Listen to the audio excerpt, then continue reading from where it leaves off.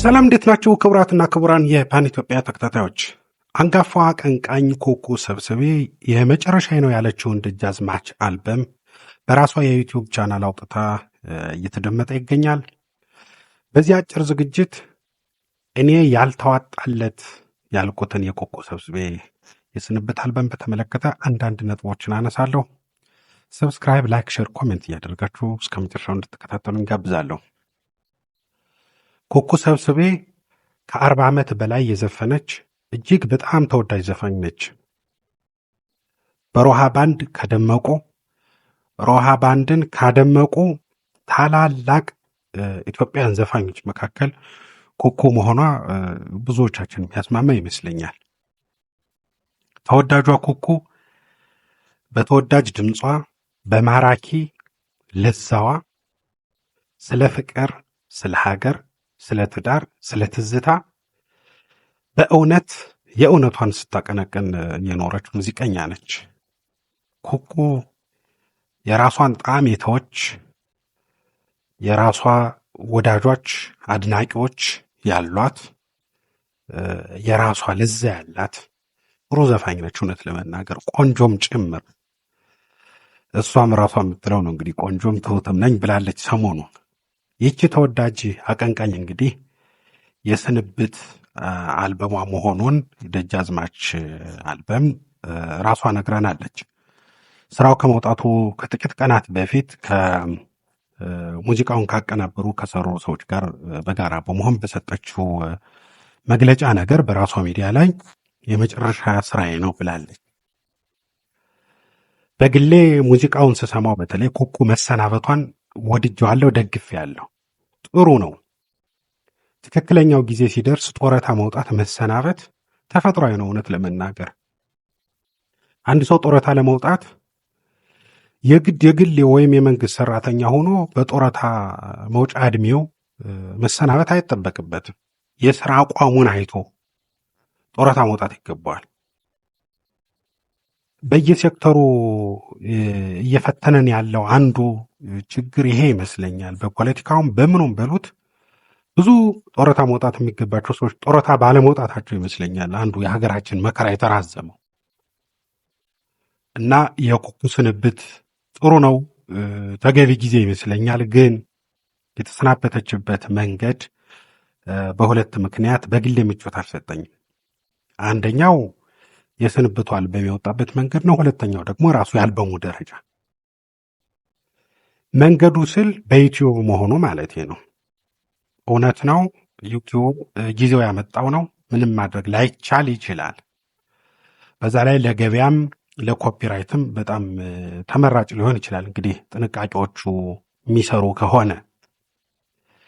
ግን የሲዲ ሪሊዝ ፕሮግራም እንኳን ባይኖር፣ ሙዚቃው በሲዲ እንኳን ባይወጣ የሆነ የሲዲ አይነት የስንብት ዝግጅት መኖር ነበረበት ብዬ አስባለሁ። ወይም መኖር አለበት አሁንም ቢሆን። ኩኩን የመሰለ የራሷን ጣዕም የተወች ዘፋኝ፣ የራሷን ልኬት ያስቀመጠች ዘፋኝ፣ የራሷ ከለር ያላት አንጋፋ ዘፋኝ እንዲሁ የስንብት አልበሜ ነው ብላ ዩቲዩብ ላይ ስራዋን በትና ደህና ሆኖ ስትል ምቾት አይሰጥም። እውነት ለመናገር ለወዳጆቿ ለአድናቂዎቿ እንዲሁ ቅሬታ የሚፈጥር ይመስለኛል በግሌ እና የተሰናበተችበት መንገድ በዚህ መልኩ ባይሆን ወይም ደግሞ የሆነ ነገር መኖር እንዳለበትም ይሰማኛል። አሁን እመኛለሁ ቢያንስ ኩኩ ያን ብታደርግ። ሌላኛው የአልበሙ የጥራት ደረጃ ነው። እውነት ለመናገር ያልተሳካለት ያልተዋጣለት እንዲያውም የተበላሸ አልበም ልለው እችላለሁ ይህን የኩኩ ሰብስቤን የስንብት አልበም። ይህ የሆነበት ዋነኛው ምክንያት ደግሞ አልበሙ በአንድ ሰው የግድ በመሰራቱ ይመስለኛል። የአልበሙን 8 ሙዚቃዎች ዜማና ግጥም የሰራው ቴዎድሮስ ካሳሁን ቴዲ አፍሮ ነው።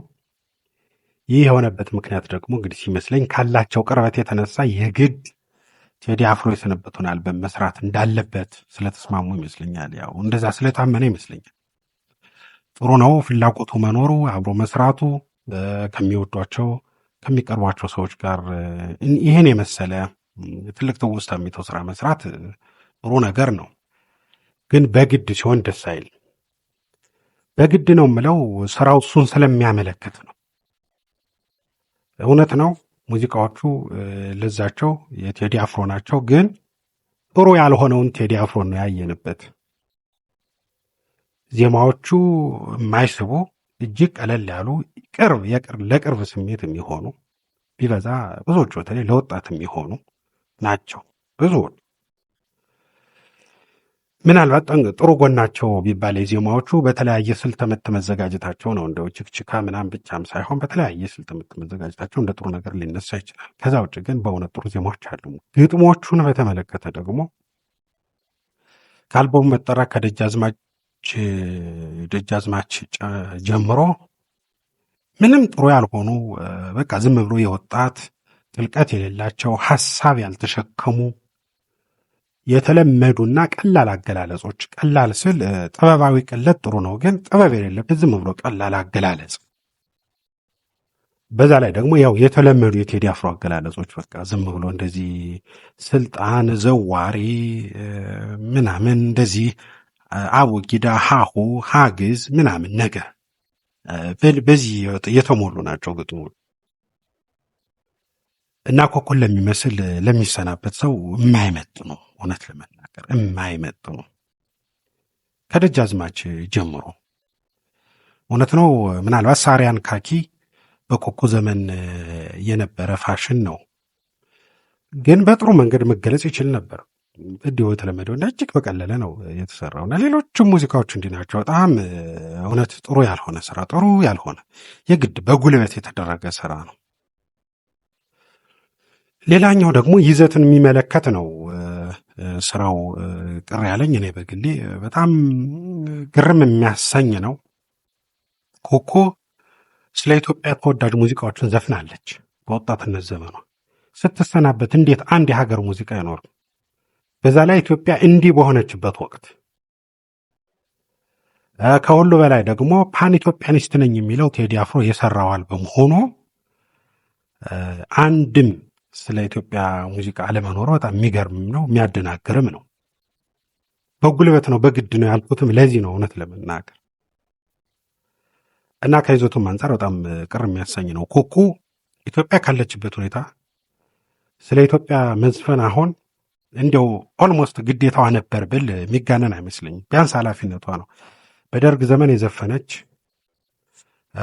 ከካምፕ ካምፕ ከጦር ሜዳ ሜዳ እየተዘዋወረች ወታደር ስታበረታታ የነበረች ሀገር ወዳድ ዘፋኝ ነች እና ስትሰናበት እንዲህ አይነት ሙዚቃ ለመካተቱ የሚገርም ነው።